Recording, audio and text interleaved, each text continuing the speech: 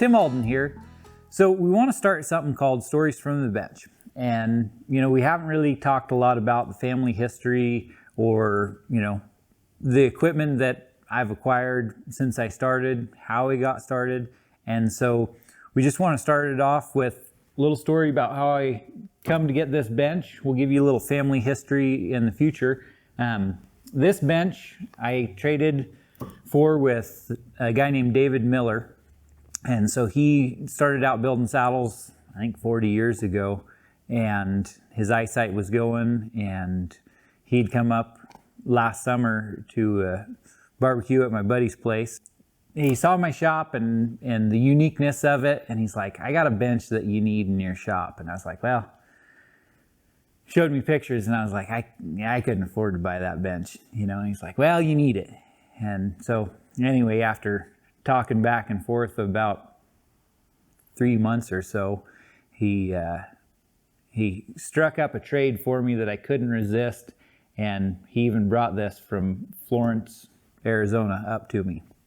So he's a super cool dude, really nice guy.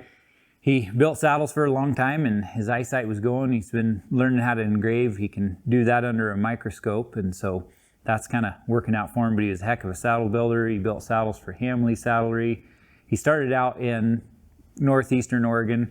This bench was actually built in Wallowa, Oregon. The slab probably weighs about 300 pounds, takes 2 people to put it in here. It's super handy. When you hit your stamp, there is absolutely no bounce to it. And so it makes it really nice to carve on. Plus, being flush like this, sitting down in the table, when you're working on big pieces like saddle skirts and stuff like that, you don't have to worry about things being unlevel. And so it's just a really nice bench. He had it custom made for him. The main part of the bench is out of red fir and tamarack, cut and milled there in Wallowa, Oregon. The guy who built it was in Wallowa, Oregon. The tool rack in the back is actually black walnut. It was harvested off of his grandparents' place 135 years ago in Iowa.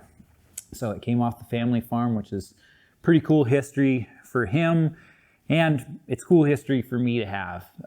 Most of the benches I have in here are just 2x4s and 4x4s from the local lumber store. My parents, they have Uncle Wilbur's shop, and it's got some really uniqueness in the benches there. But I started out and I just built benches that were useful and cheap, and they work and they're great. But to have a piece of art like this and be able to have something that I can pass down to my son Will, he's only 6 months old. I don't know whether he'll take up the leather trade. We sure hope he does. And who knows?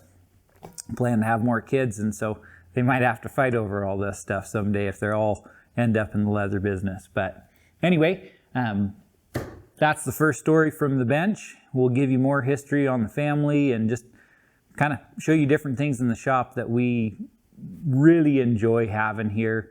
It's a cool place to work. We're very blessed to do what we do and be able to have my wife Michelle and Will in here working with me all the time. We are probably the most blessed people we know. So anyway, we appreciate you following along.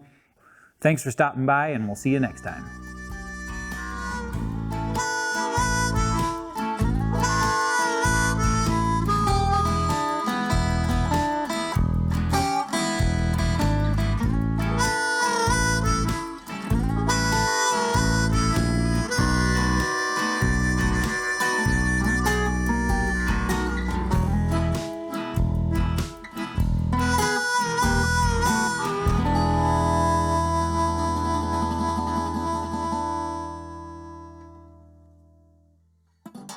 We really are going to try to put out more videos. It's just hard when you're building stuff and teaching classes and selling tools and machines to do it all. And so we're going to slow down on the classes next year for 2022. Probably only going to do 1 a month as far as in-house classes.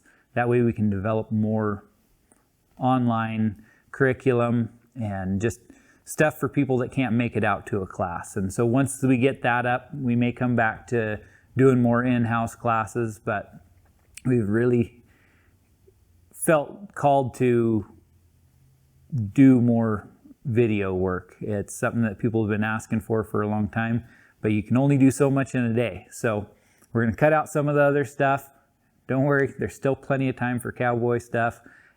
Springtime's really busy. Right now it's the end of April, and there's a couple of Brandons a week that we get to go to, and so definitely don't want to overschedule classes during this time because everybody's working their cows, getting them ready to turn out, and so we'll probably have some more footage on that as well. So thanks for stopping by, and we'll see you next time.